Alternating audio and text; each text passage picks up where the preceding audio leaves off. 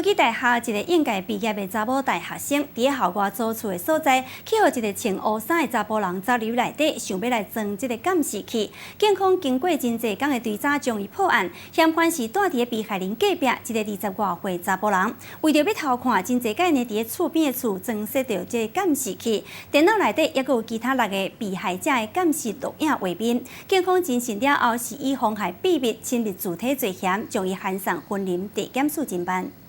手机画面翕到一个查甫人跪伫咧床铺，想要将插头撬开。Hello， 可以帮我开个门吗？门口的一个查某大学生转去厝，发现门无锁，但门顶悬的锁链锁阁锁着，就是伫房间内底是伊的室友，开喙甲伊话，希望会当斗相共开门。查甫人听到有人转来，赶紧离开。这个查某大学生惊一个案件就发生伫咧云林龙潭北路，离云林科技大学无远。这段画面红铺起咧网络，附近的人大家拢真注意。警方追查几落日，总算是破案。嫌犯是住伫咧被害人隔壁的一个20多岁查甫人，对伊的电脑内底发现，阁有其他6个被害人监视录影的画面。至少6个被害人。